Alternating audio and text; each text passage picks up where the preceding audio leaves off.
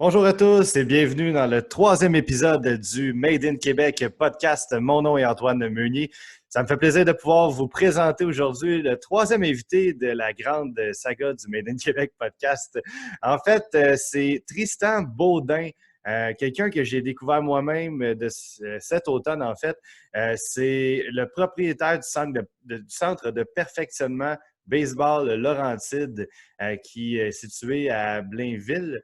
Donc, vous allez voir sur sa page Facebook pour les coordonnées exactes. Et puis, en fait, c'est Tristan, c'est carrément incroyable son parcours. Il a seulement 24 ans, possède son propre centre. On parle d'un vrai centre de baseball là, avec une boutique, il y a des lance-balles, des cages de frappeurs, une surface de gazon synthétique, un gym. Écoute, c'est un vrai de vrai centre situé dans les Laurentides. Pour ceux qui ne le connaissent pas, il y a une possibilité d'avoir des abonnements, tout. Vraiment, là, moi, je ne le connaissais pas. Je l'ai connu avec mon parcours en photographie sportive d'un projet qu'on voulait collaborer ensemble. C'est sincèrement génial. Tristan a mis la main sur quelque chose qui mérite vraiment d'être connu selon moi. Et puis, en connaissant un peu sur son parcours, je me suis dit, hey, c'est un jeune de. Je l'ai connu à 23 ans, en fait. Là, il vient tout juste d'avoir 24 ans. À seulement 23 ans, être capable d'avoir son propre centre de baseball, c'est quelque chose d'assez unique. On ne voit pas ça très souvent au Québec, des entrepreneurs dans n'importe quel milieu qui réussissent à avoir leur propre entreprise. Donc, moi, quand j'avais été voir Tristan bien avant de partir la belle saga du Made in Québec podcast, j'avais parlé avec lui simplement comme ça, par curiosité, parce que j'ai toujours eu un intérêt pour les entrepreneurs. Et puis, Tristan, ce qu'il me disait, c'est que j'ai posé la question, comment ça se fait que tu as réussi à avoir du financement? Parce que c'est quand même quelque chose d'assez différent. Ça doit être difficile de se faire financer au Québec avec un projet de la sorte. Et puis, c'est là qu'il m'avait annoncé qu'il s'est autofinancé lui-même. Puis, je ne dévoilerai pas le montant parce que je le sais, mais il m'en avait déjà parlé, puis je vais lui laisser cette discrétion-là. Mais c'est un bon montant quand même qui avait réussi à s'accumuler par lui-même, seulement en travaillant fort dans différents types de milieux, comme il disait, dans la restauration, c'est vraiment dans des domaines, dans des pharmacies. Il a touché à tout vraiment. C'est pour ça qu'on avait un parcours qui se ressemble. Ceux qui me connaissent savent que j'ai fait 27 emplois différents. Donc, je suis quelqu'un qui est très versatile, qui aime ça toucher à tout, très polyvalent. Tristan, c'est quelqu'un comme ça aussi. Donc, on avait une connexion évidente, les deux là-dessus. Et puis, de connaître son parcours, je trouvais ça génial. Je voulais vous le présenter. C'est très inspirant également. On a parlé de baseball, naturellement. C'est la semaine baseball. Comme vous voyez, j'aborde fièrement mes couleurs aujourd'hui des Indiens de Laval, mon club, pour ceux qui veulent venir voir en grande foule, si un jour on a le droit, nos games qui sont situés à Laval, au parc Marc-Aurèle Fortin. Et puis, donc, c'est ça, non? J'essaie d'avoir un uniforme de baseball à chaque jour. J'en ai en masse, donc toute la semaine, ça va être un uniforme différent axé spécialement sur le baseball. Et dans les prochains jours, c'est les expos qui vont être mis à l'honneur. Donc, tout ça pour vous dire que j'ai reçu Tristan. On a parlé de tout et de rien. On a parlé de sa relation avec ses parents, que ses parents l'ont beaucoup aidé également parce que, selon moi, ça prend vraiment des parents qui croient à leurs jeunes pour leur donner vraiment l'occasion de se développer en tant qu'entrepreneur. Ça prend un soutien beaucoup au niveau de l'entourage de l'entrepreneur en question, surtout à un jeune âge comme celui de Tristan. On a parlé également, les points forts du podcast. Là, je ne veux pas trop en dire pour vous donner l'occasion d'en découvrir davantage, mais les points forts du podcast, c'est vraiment, écoute, son parcours, comme je vous le dis, il est exceptionnel. Là, tout ce qu'il a réussi à bâtir, son parcours entrepreneurial qui a commencé à l'âge de 15 ans, à laver des voitures, etc. Je ne rentrerai pas dans les détails, mais c'est vraiment un entrepreneur qui était dû pour devenir un vrai de vrai entrepreneur. On a également parlé de conseils, comme je demande à chacun des entrepreneurs que je reçois au podcast. C'est effectivement pas un podcast qui est spécialisé juste sur le sport ou juste sur l'entrepreneuriat. En ce moment, on en parle beaucoup parce que d'un, ça fait du bien. On a le goût de voir du baseball, on a un peu, on a le goût d'avoir du soleil. Personnellement, ça me réchauffe de parler de baseball et puis je pense que ça va faire du bien au moral de tout le monde. Ça parle un peu de l'été, c'est le fun, ça fait du bien au moral. Et puis également, de l'entrepreneuriat, c'est le but du podcast de mettre à l'avant des entrepreneurs d'ici, des entreprises d'ici et de favoriser l'achat local. Donc, tous ceux qui ont l'intention de pratiquer leur sport, de se développer davantage, mais Tristan est là pour vous aider. grâce à son centre, il peut vous donner un bon coup de main là-dessus. Donc, on va parler de son parcours, ses études, le fameux déclic. Quand est-ce que c'est arrivé pour lui, le déclic? Parce qu'il y a beaucoup de gens qui se posent cette question-là.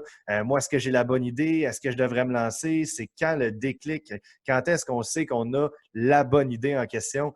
Et puis, Tristan, lui, il y a eu un déclic, un moment que tout a changé pour lui. On va en parler davantage dans le podcast également. Et puis, on parle de toutes ces initiatives et surtout, on parle de baseball, qui est la thématique principale cette semaine. On va jaser un peu de son parcours de lanceur, junior élite, senior élite, qu'est-ce qu'il a fait exactement dans le baseball depuis le début de sa carrière. Et puis, on parle également de joueurs qui ont été plus durs à affronter. Certains vrais fans de baseball vont reconnaître des noms du baseball québécois bien connus au niveau professionnel. Donc, j'espère que ça va vous faire plaisir d'écouter ce podcast-là. J'espère que ça va vous instruire, que vous allez en apprendre davantage et surtout que ça va vous divertir et pouvoir vous inspirer dans cette période de confinement. Alors, bonne écoute tout le monde. Je vous souhaite un excellent podcast pour ce 3e épisode du Made in Québec podcast avec Tristan du Centre de perfectionnement baseball Laurentide. Merci beaucoup tout le monde.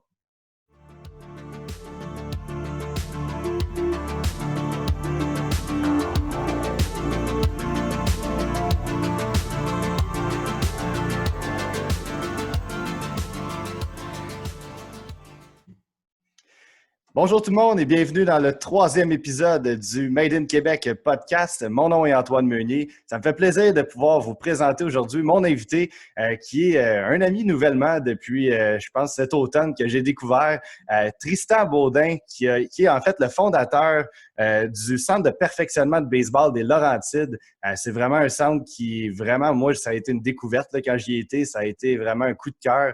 C'est un beau centre, juste la bonne grosseur avec des entraîneurs dévoués qui sont là pour que vos jeunes et les plus vieux aussi puissent s'entraîner, puissent se perfectionner davantage. Et puis, en jasant avec le gars, Tristan, j'ai vraiment découvert un entrepreneur jeune, dynamique, qui en a raconté, qui a vraiment un parcours extraordinaire. Et puis, je me suis dit, pourquoi pas le recevoir à mon podcast? Parce que, comme vous le savez, c'est une semaine spécialement baseball qui est diffusée depuis déjà lundi.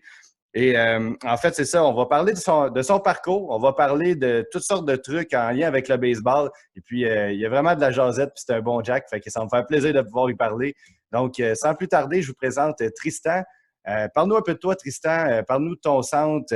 En fait, commence à nous parler un peu de ton parcours. Qu'est-ce qui a mené à devenir aujourd'hui ce que tu es devenu? Écoute, première des choses, merci de me recevoir. Ça me fait plaisir d'être avec toi aujourd'hui puis de jaser. Ça fait plaisir. Écoute, pour moi, le baseball, ça a juste toujours été une passion. Là. Depuis que je suis tout jeune, on a grandi. Moi, j'ai 2 grands frères. On a grandi avec ce sport-là. Ça a toujours fait partie de notre quotidien. Et mon père, c'est un grand fan.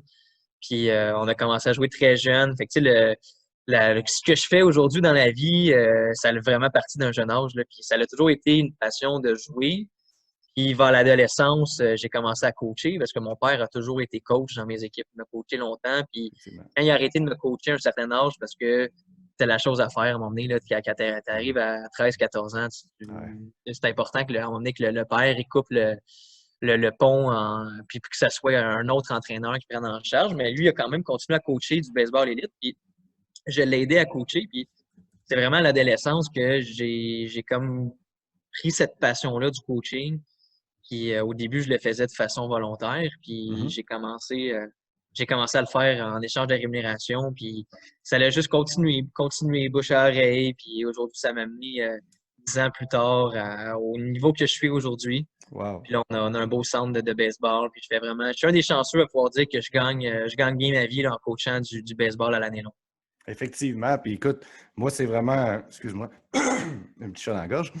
C'est vraiment en fait un parcours qui est super. Quand les gens vont connaître tout ton parcours, de ce que tu m'as raconté l'autre jour, l'histoire qui a mené à créer ton centre, puis avec comment tu as trouvé les fonds aussi pour créer ton centre. Moi, quand tu m'as dit ça, c'est le cas de le dire, les genoux m'ont fléchi. J'ai dit, waouh, le gars a vraiment de la drive à son âge, d'être aussi groundé. Tu avais vraiment un but, tu avais une vision. C'est ça, un entrepreneur aussi. C'est ça que je veux démontrer avec le Made in Québec podcast, c'est de recevoir des entrepreneurs de toutes les sphères de métier. C'est sûr que cette semaine, c'est axé sur le baseball, mais c'est de recevoir des gens comme toi qui ont cru en leur projet, qui n'ont pas démordu, qui ont dit, regarde, moi, j'ai une vision, je vais de l'avant, puis je sais comment que je vais y arriver, en fait.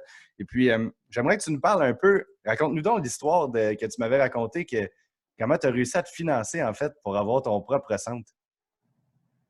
Ah, ben écoute, moi, c'est juste, j'ai toujours, tu sais, j'ai toujours travaillé fort dans mon année. Tu sais, j'ai commencé à travailler à partir de quoi? J'avais peut-être 15 ans, là, 15-16 ans environ. Puis, j'ai jamais été vraiment un gars dépensier, tu sais. Puis, les sous que je faisais, tu sais, on va se dire aussi, j'ai eu la chance pendant toutes ces années-là de rester chez mes parents. J'ai des parents extraordinaires qui m'ont toujours appuyé dans mes projets. Puis je sais que j'en serais pas au point que je suis présentement si à 17 ou 18 ans, comme certains doivent le faire, j'étais parti étudier un petit peu plus éloigné en région. J'avais dû payer mon loyer, les études et tout, là. Tu sais, on s'entend, je suis conscient de ça, mais avec l'aide que j'ai reçue, j'ai été capable de toujours me mettre des sous de côté. Quand j'ai parti mon entreprise, tu sais, vraiment comme incorporé et tout en 2018, avec mes camps de jour, puis avec le centre intérieur, j'ai toujours été capable de garder mes coûts assez bas. Dans le sens que les terrains, je faisais affaire avec les villes, les associations, fait que souvent j'avais les terrains qui étaient à location très, très peu ou des fois gratuits.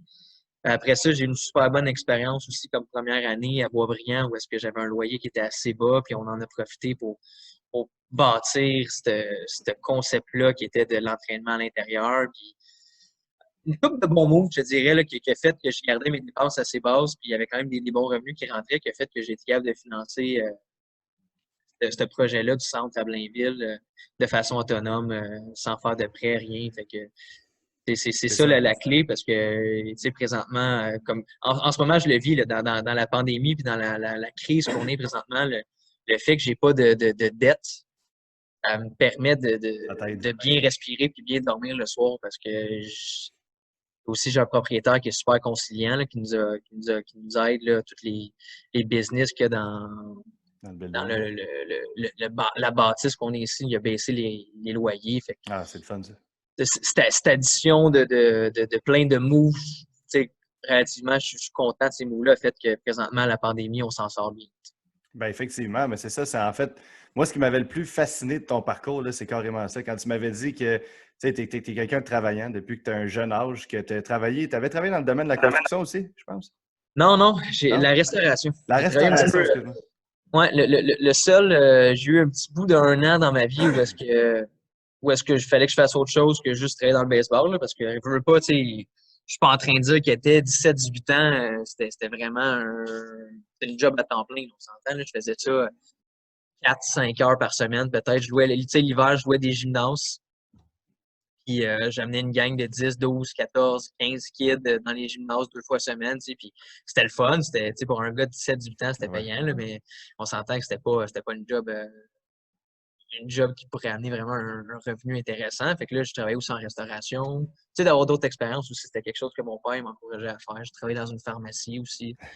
Fait que j'ai eu des jobs, tu sais, des classiques jobs d'étudiant. Ben ça, c'est important, je pense, d'en parler parce que c'est ça un peu, j'essaie d'enseigner aux jeunes dans mes conférences ou dans les carrefours jeunesse. J'ai des jeunes qui n'ont pas vraiment pas qui n'ont pas d'ambition, mais qui cherchent une motivation un peu. Puis toi aussi, en travaillant avec des jeunes, ben, tu en côtoies de toutes les sortes qui Ouais.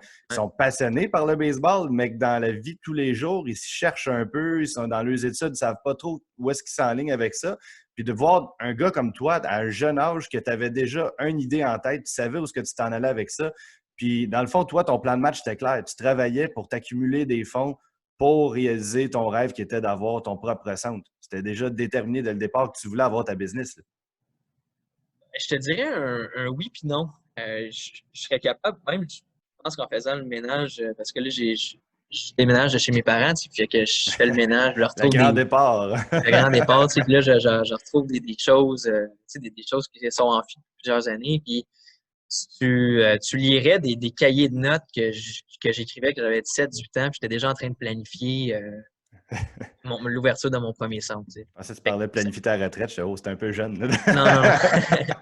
Non, non, j'ai toujours été un gars qui avait beaucoup d'idées, puis qui écrivait ses idées, puis je montais en haut, j'en parlais à ma mère. Puis, tu sais, je suis un petit peu, comment dire, impulsif au niveau de j'ai une idée, je l'écris, puis je vais en parler. Puis ça a toujours été un petit peu ma personnalité. cette ambition-là, puis cette impulsivité-là, ce qui fait que tu veux pas, je pense que c'est une belle qualité quand tu es un entrepreneur parce que des fois, il y a des gens qui se posent trop de questions et qui vont manquer l'opportunité parce qu'ils ne sautent pas dessus. En tout cas, ça pour dire que quand j'avais 17-18 ans, moi, je pensais que j'allais être avocat. Là. Moi, j'étudiais au cégep dans cet objectif-là. Wow. Puis, j'avais fait ma demande à l'université pour le droit. Et j'avais été refusé. Je n'avais pas passé la cote. Là. Puis, moi, ce que j'avais fait, c'est que je m'étais inscrit en administration à l'université pour pouvoir augmenter mes notes et rentrer l'année d'après en droit à Sherbrooke. C'était vraiment ça mon objectif. Mais le baseball, c'était tout le temps... Tu sais, on s'entend que c'était plus comme... En prenant en compte tout le monde qui disait tu vas pas pouvoir bien vivre en enseignant le baseball. Puis, mon père et ma mère, les deux me le déconseillaient un petit peu. Puis, c'est un classique, fais une job libérale, ça va être bien mieux, tu as le potentiel pour. Puis, je les ai entendus, là, tous ces discours-là. Je te comprends là-dessus. Ouais, fait que, tu sais, je te cache pas que ça a toujours été in the back of my head, puis c'est vraiment ça que je voulais faire, puis c'est la raison pourquoi je pense que je le fais bien, tu sais, c'est une passion pour moi, puis c'était vraiment ça que je voulais faire. Mais c'est vraiment la première année d'université où est-ce que là, je me suis rendu compte, tu sais, là, la business, elle a vraiment augmenté. Je me suis rendu compte que je pouvais faire ça de ma vie, tu sais, que c'était réaliste de penser que je pouvais faire ça de ma vie.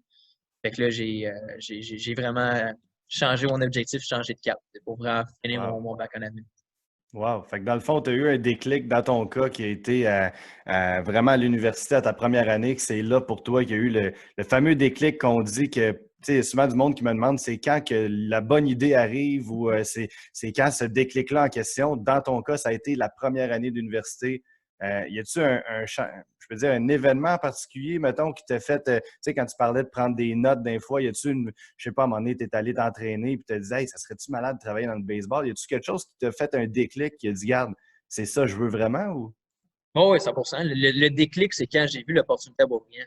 Moi, j'étais allé, c'était un centre de deck hockey qu'il y avait là.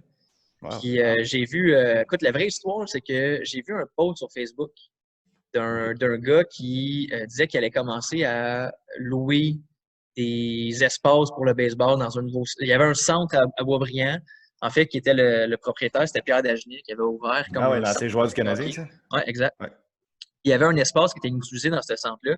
Il y avait comme du turf, puis il y avait déjà une cage de frappeur. Tout était là. Moi, je suis arrivé là, puis j'ai juste parlé au propriétaire, Pierre, puis je lui ai offert, regarde, moi, j'ai une école de baseball, j'ai des centaines de clients, je pourrais les amener là pendant l'hiver, je pourrais te donner un loyer fixe. Puis finalement, on a négocié une entente, puis on en est venu à un accord, tu sais. Puis là, je me suis dit, OK, là, j'ai un loyer à payer, tu sais, c'est du temps, tu sais, là, ça commençait vraiment à être Ça une vraie commence à faire business. C'est peur là un que, peu, là.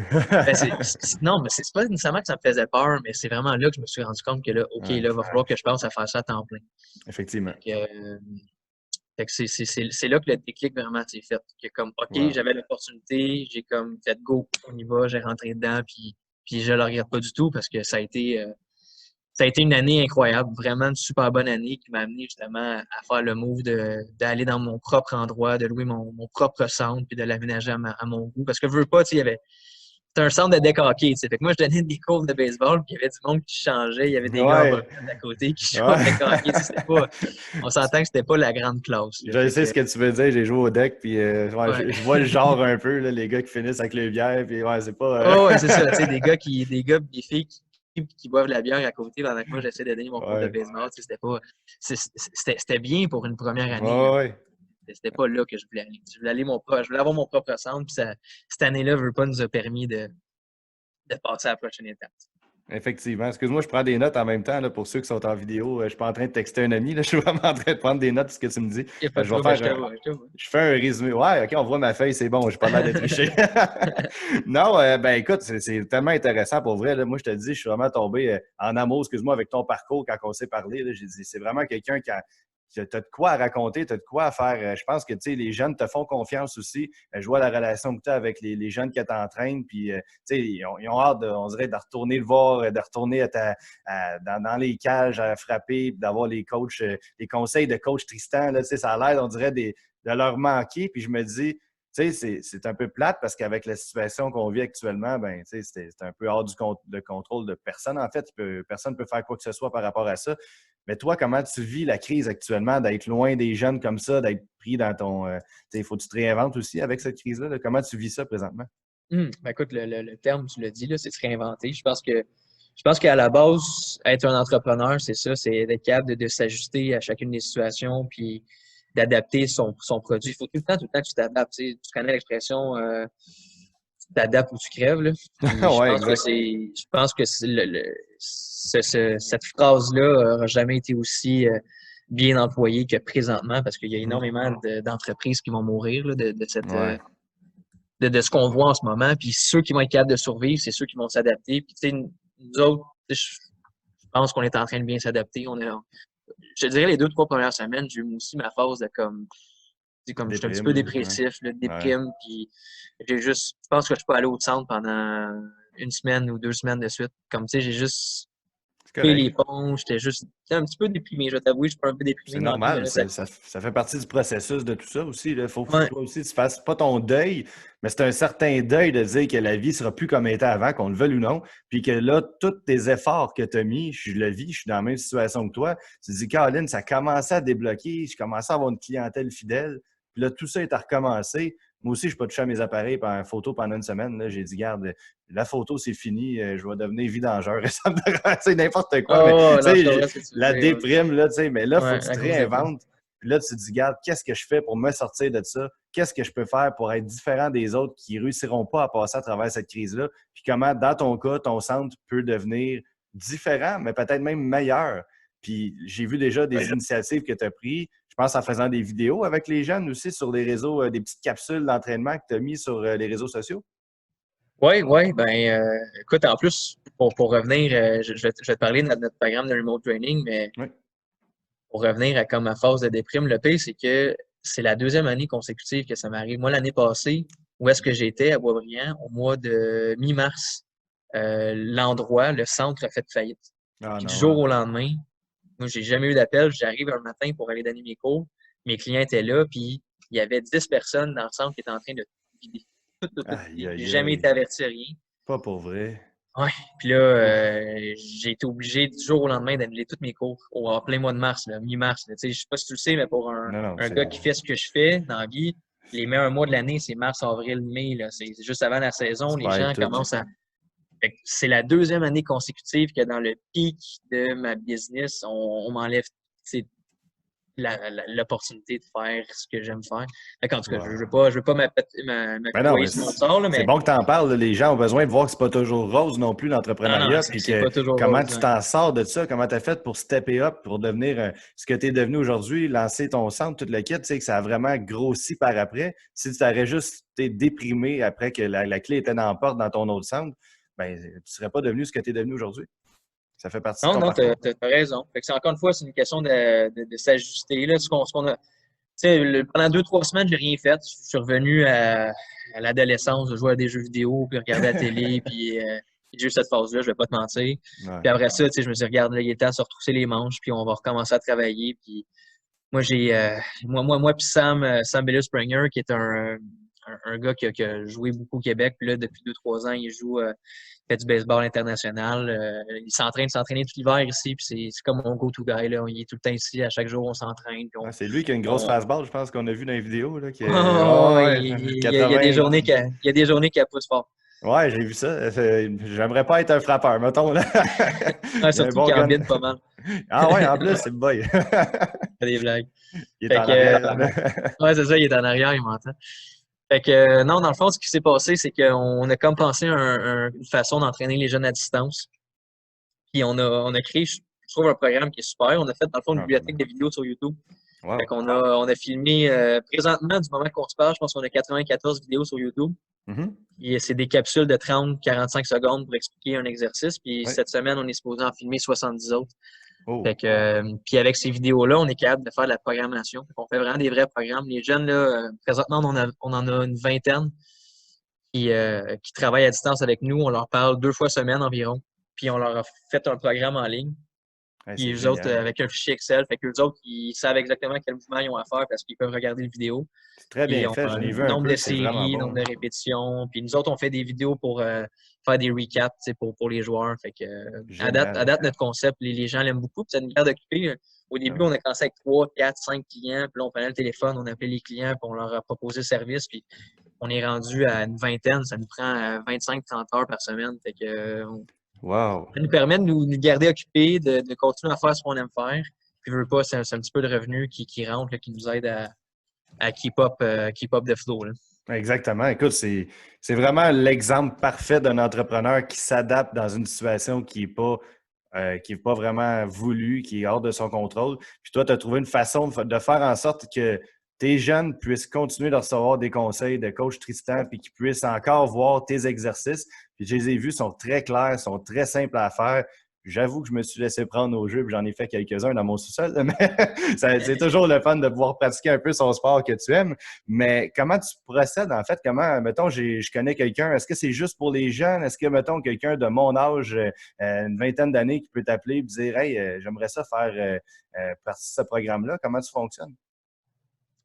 Ah, ben, moi, je l'affiche, je te montrerai mon affiche publicitaire là, qu'on s'est faite, puis j'écris tout le temps de 5 à 80 quelques années. Là. Pour moi, mon service, je me suis dirigé, je veux pas, vers les jeunes parce que c'est là qu'il y a la majorité du volume. Puis, Ça s'améliorer à chaque jour. Puis...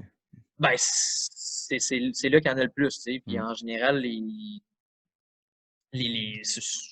clients qui vont vouloir s'améliorer, c'est plus des jeunes. Fait que ça donne qu'en ce moment, c'est plus ça, mais n'importe quand que j'aurais un. Tu sais, je te donne un exemple, j'avais Oups, on t'a perdu, un. Tristan. Il venait 3 fois par Ok, c'est semaine beau. vers l'heure de 2 heures. Oui. En après-midi, 3 fois par semaine, il venait s'entraîner avec nous autres. Puis c'est un gars de 40 ans qui est juste, même pas tant un. Je pense qu'il avait joué un petit peu au baseball dans sa vie, mais il voulait se remettre en forme. Puis, on en a Juste la forme. juste la forme. Puis, à chaque semaine, on a balle molle adulte le jeudi soir. On a baseball adulte le mardi soir. Fait qu'on en fait du adulte. Parfait, ça. Écoute, Mais c'est bon à c'est sûr savoir. qu'il y en a moins. Il y en a moins un petit peu que les jeunes. Mais non, écoute, nous autres, c'est 5 à 88 ans. Tant que tu es capable d'être Parfait. un athlète, Écoute, il n'y a pas on peut d'âge pour t'en être faire. un athlète. Hein? Il n'y a pas d'âge pour être athlétique. Écoute, c'est génial. Les gens, mettons, qui veulent encourager, mettons, ton centre. Exemple, il y a quelqu'un qui écoute, un passionné de baseball ou juste simplement quelqu'un qui trouve que tu as vraiment un concept génial. Y a-t-il une façon qui peut participer à ça, que ce soit en contribuant, mettons, en achetant des capsules ou je ne sais pas. Y a-t-il une façon qu'en ce moment, les gens puissent contribuer financièrement durant la crise à ton centre? Ou... Ben, il y a toujours les vêtements. En ce moment, j'ai la Ah ouais. casquette. Un beau brand en passant, c'est très beau. Là. Thanks. Ben, en dessous de ça, c'est un coton watté de Baseball Québec qui Oui, m'a donné ça, mais en dessous, j'ai aussi, je ne sais pas si tu le vois, non, il est là, le logo, je oui. pense. J'ai ça, c'est un chandail du centre. On a des t-shirts, on a des hoodies. Fait que ça peut être une façon. Sinon, il y a toujours l'entraînement en ligne. Nous autres, dans le fond, on a comme 2 forfaits. On a l'accompagnement privé one-on-one, qui OK. est en fait, j'ai que ça à date. J'ai pas vendu de l'autre. L'autre qui est juste d'avoir accès aux vidéos. Fait que OK. pas vraiment d'accompagnement privé. Je te donne juste accès à la bibliothèque de vidéos. J'imagine qu'il y a des gens que ça peut les intéresser aussi. Ben oui, puis Il les gens vont sur ton site web ou te contactent Non, directement sur ta page je Facebook? leur envoie Dans le fond, les vidéos YouTube sont comme en mode privé. OK. Fait qu'il faut que je leur envoie le lien des vidéos. J'ai vraiment comme un fichier avec une bibliothèque, une banque là, de vidéos. Fait que je pourrais leur envoyer ça avec grand plaisir. Wow. Puis, juste il faut que les gens soient un minimum avancés en baseball parce que sinon, si on n'est pas assez avancé, il reste que il y aurait des chances de blessure et tout. Là, mais Ouais. C'est important de le dire aussi, tu sais, j'entends souvent des gens qui me disent Ah, mais tu sais, quelqu'un, mettons, ça fait 10-15 ans qu'il n'a pas joué au baseball puis qui veut reprendre, tu sais, je joue dans une ligue de garage senior A pour le fun avec des chums on est tous des calibres différents. Il y en a certains comme moi qui ont déjà été junior 2A, d'autres junior B, tu sais, ça dépend du monde. Mais il y a vraiment tu sais, c'est tous des passionnés de balle. Tu sais, ce qu'on voit au Québec, il y a beaucoup de vrais passionnés de balle, peu importe l'âge. Il y en a dans mon équipe, j'ai déjà eu des gars de 50 ans, 60 ans, puis c'est des gars qui savent frapper, qui sont vraiment, tu sais, qui ont des techniques encore. Ils ont peut-être un certain manque de timing, mais ils ne l'ont pas perdu parce qu'ils l'ont gardé avec les années. Mais tu sais, si ça fait 15, 20 ans que tu n'as pas lancé une balle, ben, recommence pas au même niveau que les autres. C'est peut-être le seul conseil que je vais te donner. Prends ton temps, c'est toi comme du monde. Puis, tu sais, des capsules comme Tristan, oui, ça peut être bon, mais chacun, il va à son rythme parce que des blessures dans le bras, dans le dos, ça arrive vite au baseball. Parce que c'est là que ceux qui disent qu'on n'a pas besoin d'être athlète pour être joueur de baseball, là, essayez-le. Jouer à un certain niveau, vous allez comprendre que c'est un vrai sport, c'est pas juste slow comme on dit. Là. Vous faites juste passer une journée dans le programme d'entraînement d'un athlète élite de baseball. Regardez, ça implique quoi être un athlète de baseball? Mettons, je vais donner encore une fois Sam là, comme exemple. Là. Sam qui se prépare pour une saison en Europe là, cet été, qui a été malheureusement delayed, là, mais qui pourrait recommencer du jour au lendemain. C'est de s'entraîner en force. Il faut être très fort. Fait que on lève des gros poids ici. On a un gym, là, puis on lève du big boy weight. C'est de la mobilité.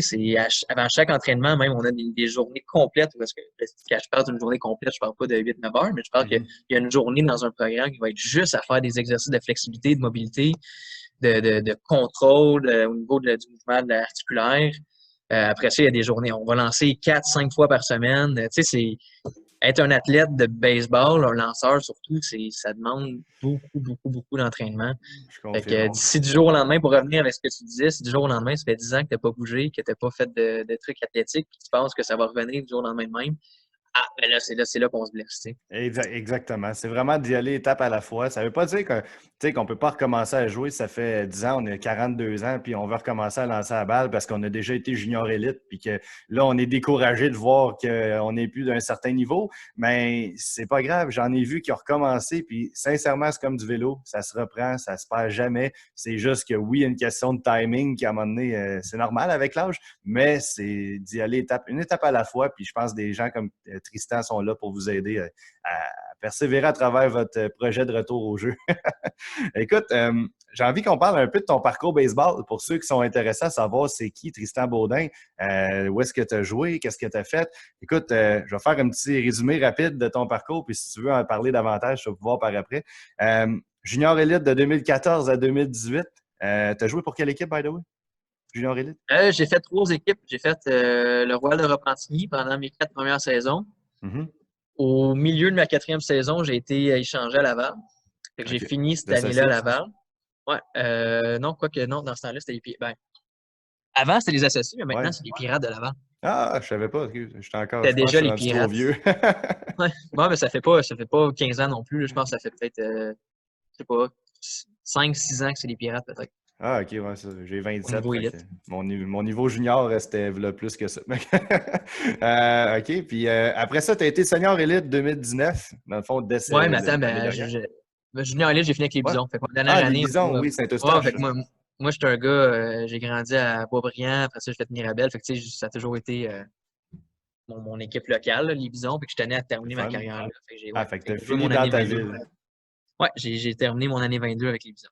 C'est génial, ça. Fait que d'après ça, tu as sauté directement senior élite, tu n'as pas pris de pause non plus, tu as été recruté ou c'est plus. Ça a été comment ça a fonctionné ton processus senior élite, dans le fond? Ben dans le fond, le senior élite, c'est l'entraîneur François Rousseau qui m'avait contacté. Il m'avait dit que Saint-Jérôme était bien intéressé à ce que je viens de lancer pour eux autres. Puis là, j'ai commencé il y a quand même vraiment un gros step au niveau du senior élite. Juste pour te donner le meilleur exemple, là, c'est que junior élite, tu as 5 ans en fait, 4 habituellement, mais il y a des joueurs qui vont jouer leurs 18 ans dans le junior élite. Fait que tu as 5 années d'admissibilité.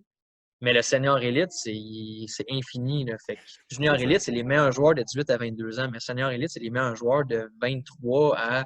Il y a des gars de 42, 43, 45 ans. Fait que le niveau de compétition, puis le niveau de compétition est vraiment élevé. C'est une grosse coche par rapport au junior élite. Fait que j'ai toujours été un bon lanceur, mais j'ai jamais été dominant. Je ne vais pas me cacher derrière ça là, en disant que j'étais dominant. Moi, j'étais un lanceur de contact. J'ai une balle qui bouge. J'ai jamais été le gars qui lançait le plus fort. Puis si j'ai une bonne défensive derrière moi, je vais être bon. Tu gardes les balles au sol. Oui, je garde les balles au sol, ma balle bouge. Puis, mais j'ai jamais été un gars qui allait chercher pas beaucoup de. Moi, je lance pas beaucoup de surballes. Je lance des prises. Puis là, je suis arrivé dans le senior élite, puis c'était un gros step au début. Au début, j'ai commencé dans le pen, on dit, là, dans l'enclos des releveurs. Ouais. Puis au début, il faut que tu fasses tes preuves. Il faut que tu démontres au coach que tu es capable de lancer dans ce niveau-là. Parce qu'il y a des gars qui sont juste complètement ramassés. Là. J'avais parlé avec un des bons lanceurs, François Lafrenière, dans cette ligue-là, puis il me disait un gars qui a 4-5 de ERA, là, le ERA, c'est la moyenne de points que tu vas accorder aux 17 membres. Ben ça, c'est des bons lanceurs dans le senior élite.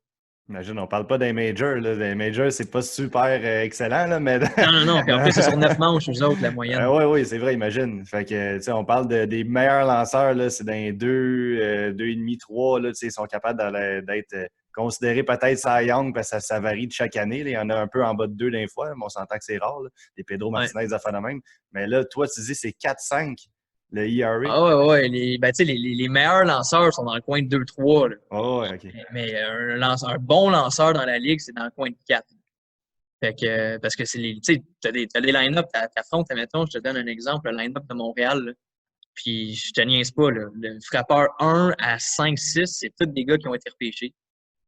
On affrontait Jonathan Marleau, Les José Mets. Pelé, Ouais. Jean-Luc Bacquer, C'est tous des gars de Dominique la Ligue canadienne. Salin. Écoute, le frappeur 7-8 dans le line-up, c'était un gars qui frappait 3 dans le junior elite puis qui était dans les collèges américains. C'est à ce point-là. C'est quasiment. T'affrontes ça, c'est parmi les meilleurs espoirs qu'on a déjà eu dans le baseball québécois. Tu sais, on parle de Jonathan Marleau avec les Mets qui était avec les Capitals pendant longtemps. On parle de Jean-Luc Biacaire aussi avec les Capitals. Josué Pelé qui a été avec les Pirates de Pittsburgh aussi dans leur club école. Tu sais, ça reste que c'est des gars qui ont joué à un certain niveau longtemps aux États-Unis. Là, toi, le Tristan qui revient des Bisons de Saint-Eustache, t'affrontes ça dans Ouais, un line-up. Tu sais, exact. c'est pas des David Ortiz, des Manny Ramirez, des enfants de même, mais tu dois shaker un peu quand même. Là. Tu dois te sentir comment quand tu arrives sur la butte. Ben, c'est sûr que tu es moins à l'aise. L'affaire, c'est que tu n'as pas de repos. Tu sais, quand dans le junior élite, puis tu sais, je lance pas de flèche à la ligue, là, mais la ligue n'est pas assez forte pour que le bottom line-up te fait peur. Tu sais, moi, junior élite, quand j'arrivais au 6e, 7e frappeur, je savais que je pouvais juste lancer des prises, puis les gars, tu sais, ils allaient se retirer par eux-mêmes. Il n'y avait pas de gars qui Ouais. avaient de chance de te l'amener l'autre bord.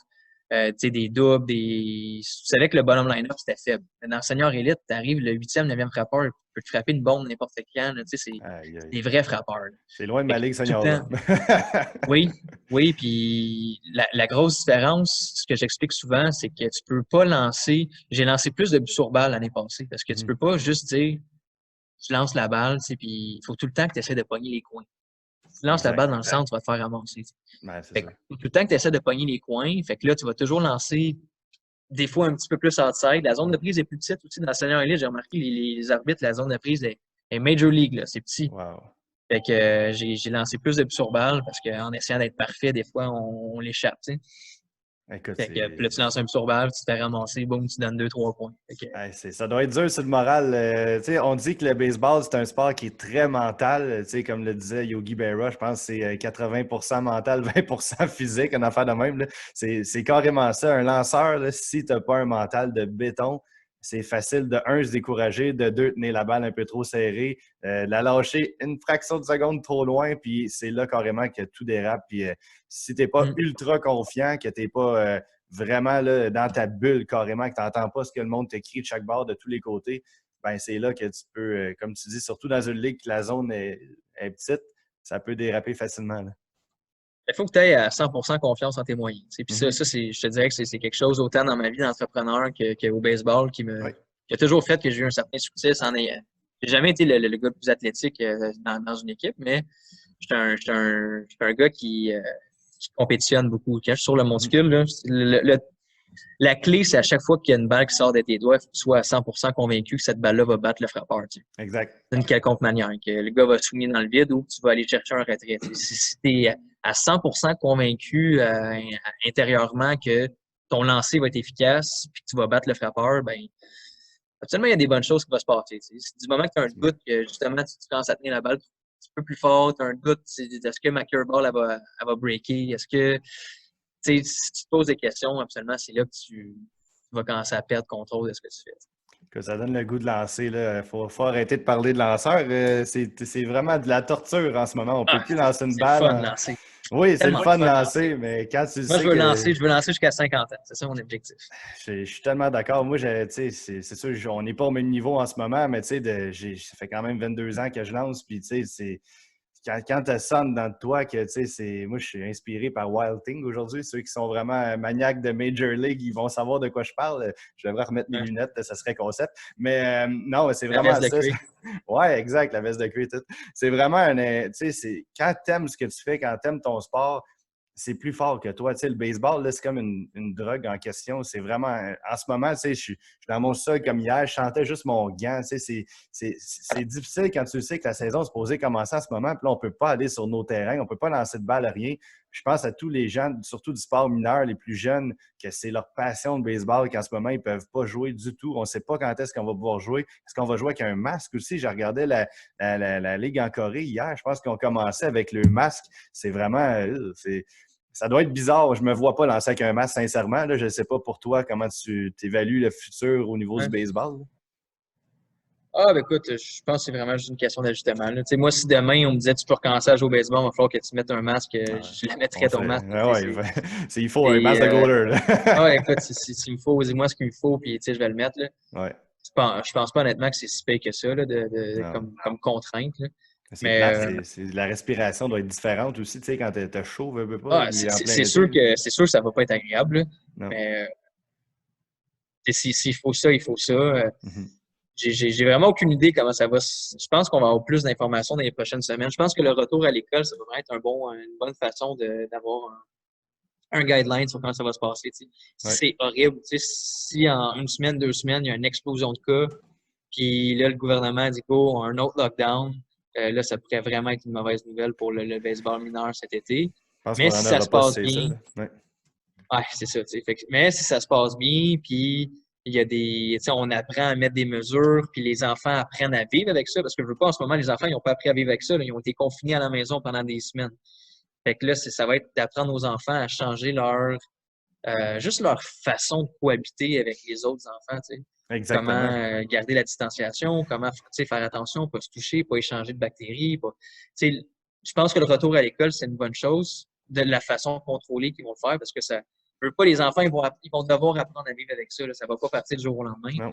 Fait que si on veut qu'ils fassent du sport cet été, ben, je pense que le retour à l'école, c'est une bonne façon pour eux d'apprendre tranquillement à faire plus attention.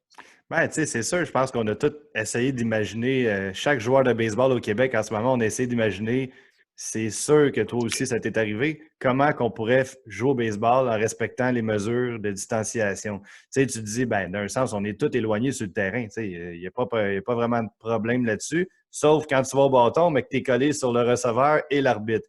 OK, au pire, l'arbitre, ça met un masque, le receveur aussi, le frappeur aussi, il n'y en a pas de problème.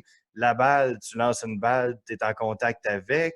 C'est tellement difficile d'imaginer, même si on est distancé sur un terrain, on arrive sur un banc de joueurs, qu'on est tous collés aussi. Même si on est à l'extérieur, comment on pourrait reprendre le baseball d'une façon sécuritaire avec une bonne distanciation et des mesures d'hygiène respectées? Je ne sais pas, toi, si tu as imaginé ça de ton côté. Là. Moi, j'essaie de tout bord du côté. À toutes les fois, tu trouves une solution, tu te dis ah non, je peux pas. Ça, qu'est-ce qu'on va faire? Qu'est-ce que tu en penses, toi, de ça? C'est une bonne question, Antoine. Moi, je te dirais ce qui va être le plus difficile à avoir le contrôle, c'est parce que là, dans le fond, il faut que tu donnes la responsabilité aux parents de se dire, OK, est-ce que mon enfant, il a des symptômes? Est-ce que parce que est-ce qu'à chaque fois qu'on va avoir une game de baseball, il va y avoir quelqu'un qui va prendre la température de tout le monde, des jeunes, des parents, puis qui va faire le contrôle, tu sais. Je pense que c'est utopique de penser ça. Fait que, du moment que moi, c'est ma façon de voir les choses, là. Du moment que tu n'as pas d'enfant qui a des symptômes, que tu respectes un minimum la distanciation sociale, que les jeunes, ils ne s'échangent pas les bâtons, tu frappes avec ton bâton, la balle est lavée régulièrement. Peut-être que l'arbitre pourrait être derrière le lanceur au lieu d'être derrière le marbre. Mais tu sais, même là, avec un match, je pense que ça ferait la job. Là. Il y a sûrement des solutions que Baseball Québec doivent déjà travailler à l'heure actuelle. Je les salue, puis sont vraiment un de mes clients principaux. Comme toi, c'est un partenaire, Baseball Québec. C'est une organisation géniale avec Max Lamarche ou toute l'équipe de Baseball Québec. Je les salue. Écoute, on va lâcher un peu la crise du COVID parce que c'est déprimant, mais c'est vraiment, ça fait partie de la game qu'on n'a pas le choix vraiment d'en parler non plus actuellement. Juste faire un petit résumé aussi de ton parcours rapide. Donc, Senior Elite, c'est où est-ce que tu es rendu au niveau de ton parcours en tant que joueur de baseball. Tu as également lancé l'Académie de baseball en 2011 à l'âge seulement de 15 ans. C'est de ça que tu parlais dans le centre à Boisbriand, ça, l'Académie? Non, pas tout. Ça, c'est quand je te parlais à Boisbriand, ça, c'est l'année passée. Là. Oui. En 2018, quand j'ai vraiment parti du centre de perfectionnement.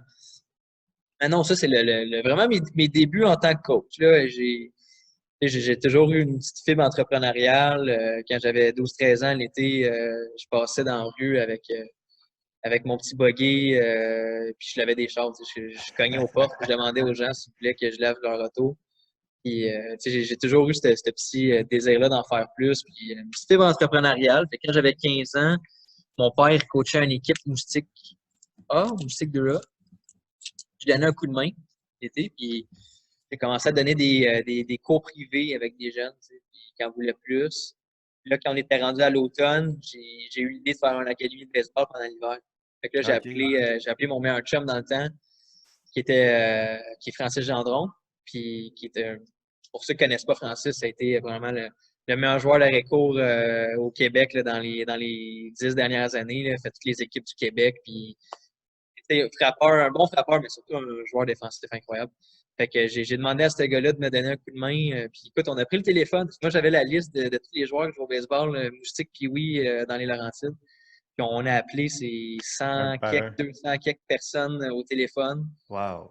Puis on s'est monté à une école de baseball. Écoute, cette année-là, on a fait des coupures parce qu'on on a fait une journée d'évaluation. Je pense qu'il y a eu 28 ou 29 kids qui est venu. Puis on savait qu'on ne pouvait pas avoir autant d'enfants. Fait qu'on en a coupé, puis on a sélectionné 16 jeunes. Puis le fait qu'on ait sélectionné, j'en parle encore souvent, ces 16 kids-là, notre première année de l'académie, je connais pas les chiffres exacts, mais je pense qu'il y en a 4 ou 5 qui a été dans des collèges américains. Il y en a 2 qui ont joué sur Team Canada U. Aïe, aïe.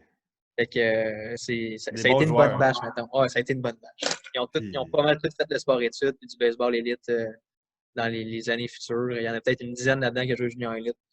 Fait que, wow. Hey, ça a été vraiment des bons. C'est quoi de dire, un bon début aussi là-dessus. Là. Ça t'a ouais, donné un bon feeling.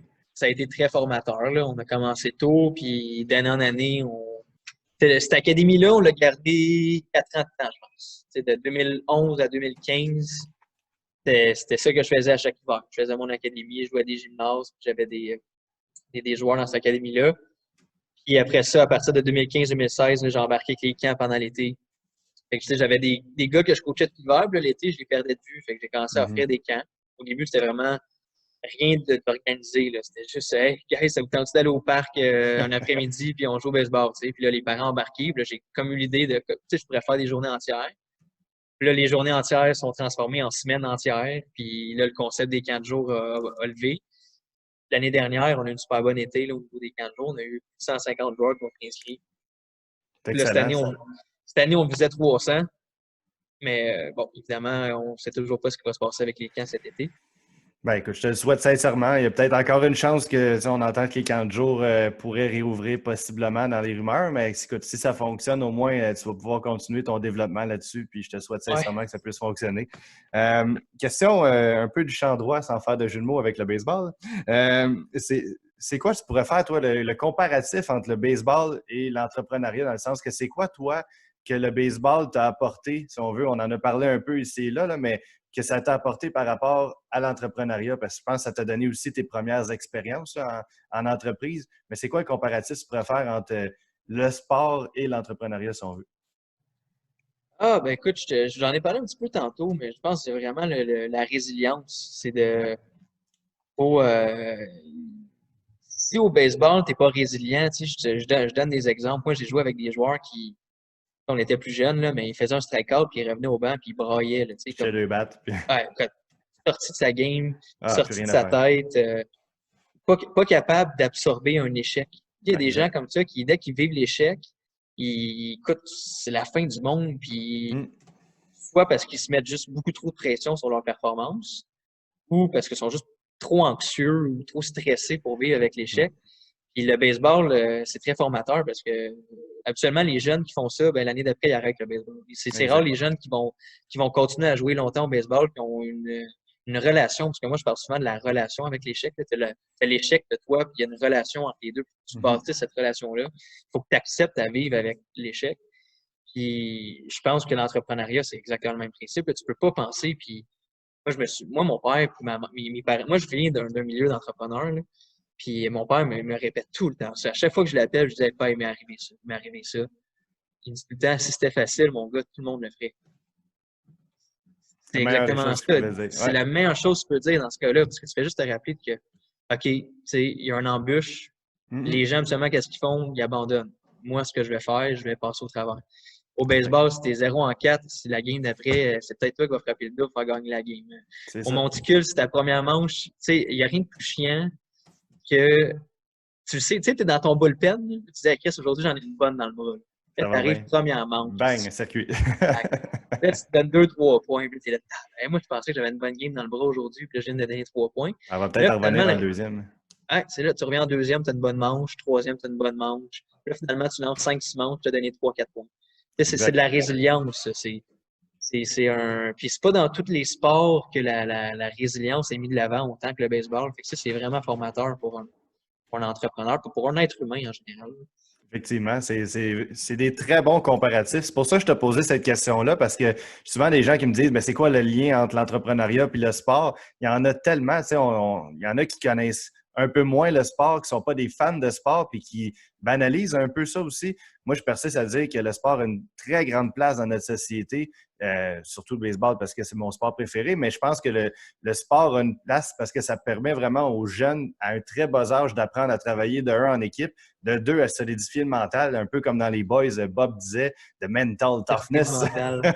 La la dureté force du du mental. mental, la dureté du mental, c'est La ça. dureté du mental. Tu sais, c'est carrément ça. On niaise avec la dureté du mental, mais c'est tellement vrai. Le sport solidifie la dureté du mental. Puis ça fait en sorte que ça te suit dans ton parcours par la suite, que quand tu arrives dans un milieu de travail, en fait, quelconque, que c'est soit en entrepreneuriat ou dans une entreprise quelconque, bien, ça permet vraiment d'avoir une force un peu plus grande encore. Donc, c'est vraiment ça que je pense que c'est important de dire à travers le parcours que tu as, que ça t'a apporté des bons trucs, le sport aussi, au niveau de l'entrepreneuriat.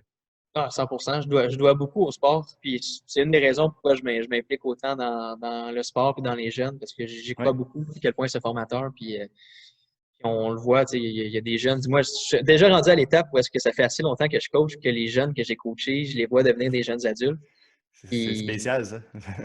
tu le vois, tu le vois à quel point les jeunes sont humbles, sont des bons petits gars, des bons jeunes adultes, les Mhm. priorités à bonne place, puis juste de grandir dans un environnement où est-ce que tu te fais tellement d'amis, parce que le sport, c'est ça, c'est se faire des amis, c'est d'avoir des modèles, c'est d'avoir des gens avec qui tu côtoies, puis ça t'aide beaucoup à Ça te te suit, former ces comme amitiés-là humain. aussi. Là, c'est... Ça te suit, ces amitiés-là, puis tu rencontres des coachs qui vont pouvoir Ouais, te guider aussi dans tout ça. Fait que ouais, 100%, je suis d'accord avec ce que tu dis, super. le sport est très formateur.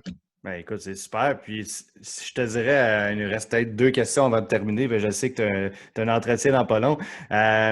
C'est quoi, tu dirais, mettons, à un jeune qui nous écoute? Ben, pas nécessairement un jeune, ça peut être n'importe qui nous écoute, parce que le podcast, en fait, a aussi une vocation que je veux avoir, c'est d'inspirer les gens à travers la crise qu'on a actuellement à rêver un peu à leur projet. Toi, ton rêve, tu le réalises en quelque sorte en ce moment. Le mien aussi, de mon côté. Qu'est-ce que tu dirais à quelqu'un qui a besoin d'inspiration à l'heure actuelle ou un jeune à démarrer son projet, de juste se lancer dans son projet? Qu'est-ce que tu lui dirais pour le convaincre de le faire ou par rapport à ce que tu as vécu, toi? Pour le convaincre de le faire, ben, pour le Tu sais, des fois, la peur que tu as, excuse, j'ai peut-être ouais, mal ouais, formulé ma question, là, mais la ouais. peur que tu as au départ, là, tu sais, de te lancer vraiment dans le vide, surtout en entrepreneuriat, c'est pour ça que j'en parle. Là. Mais toi, qu'est-ce que tu dirais à quelqu'un qui hésite avant de réaliser son rêve? Ben, moi, je pense que moi, j'ai jamais vraiment eu cette question-là puis réfléchi à ça, mais je me dis déjà là, si tu as une hésitation, c'est peut-être juste parce que c'est pas meant to be.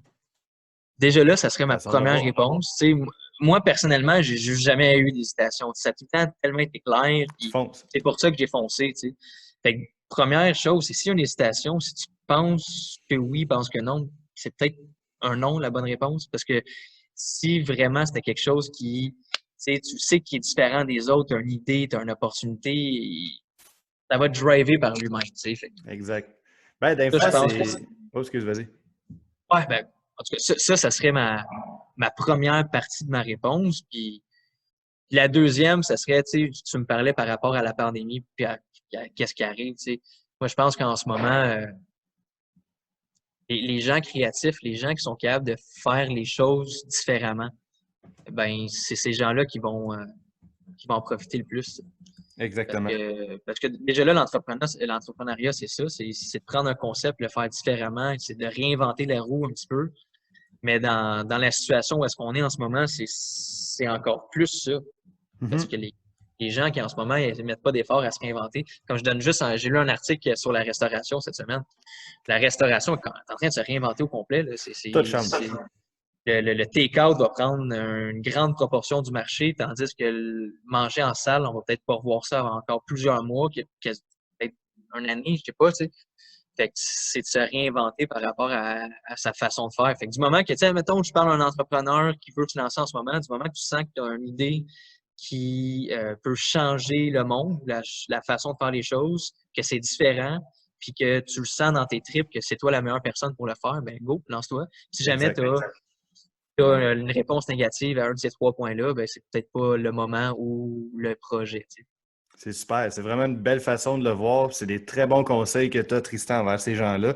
Et puis, je pense que c'est vraiment drôle parce que quand les épisodes vont être en ligne, parce que j'ai déjà d'autres épisodes de tournée. En fait, j'ai tourné un épisode hier, le deuxième, juste avant toi. Puis la personne me disait la même chose, Andy. En fait, il me disait la même affaire que toi. C'est d'être créatif puis de se réinventer. J'ai reçu Eric Champoux de la Chambre au premier épisode, puis il me disait la même chose. Être créatif, se réinventer. C'est ce que ça fait 3 en 3 qui me disent la même chose. 3 entrepreneurs qui sont de milieux différents quand même, puis les 3 disent la même affaire. Je pense que c'est carrément ça que les gens doivent retenir à l'heure actuelle. C'est facile de s'apitoyer sur notre sort, c'est facile d'être découragé, c'est facile de dire que c'est pas évident à l'heure actuelle, mais en même temps, c'est un moment idéal pour être créatif, de lancer des nouvelles idées, de se dépasser soi-même et de faire en sorte que nos vies vont changer, mais de s'adapter à ça et de peut-être contribuer à ce changement-là. Si on a une idée qui peut aider à ce changement-là, qui peut faire en sorte que ça devienne encore plus agréable, plus facile pour tout le monde, mais pourquoi pas le faire? Si ça peut être une bonne idée pour tous, ça serait génial. Donc, c'est à travers toute cette crise-là, il y en a qui vont malheureusement pas durer, mais il y en a qui vont ressortir du lot et ça va naître des super belles histoires. Puis j'espère que la tienne, Tristan, va pouvoir durer et encore s'améliorer après la suite, en fait, de la crise. Je te le souhaite sincèrement. Ben, je te remercie, Antoine. Écoute, ça fait plaisir. Puis écoute, je vais souhaiter en fait aux gens de t'encourager. On peut aller voir ta page Facebook, le Centre de perfectionnement Baseball des Laurentides, c'est ça? Oui, Baseball Laurentides, exact. Parfait. Donc, Centre de perfectionnement Baseball Laurentides. Tristan Baudin est avec nous aujourd'hui pour le 3e épisode du Made in Québec podcast. Ça fait un honneur de te recevoir, Tristan. Puis j'espère qu'on va pouvoir se relancer à la balle dans pas long, puis on va pouvoir rejouer. Je vais venir t'encourager avec les Cardinaux. C'est à 5 minutes de chez nous. Puis ça serait un plaisir de te voir lancer sa butte dans pas long. Ah ben, on va tous se souhaiter que le baseball revienne assez vite. Merci, Antoine, de ton temps. Fait plaisir. Bonne journée à tous et merci beaucoup d'avoir été en ondes pour le 3e épisode du Made in Québec podcast. Merci.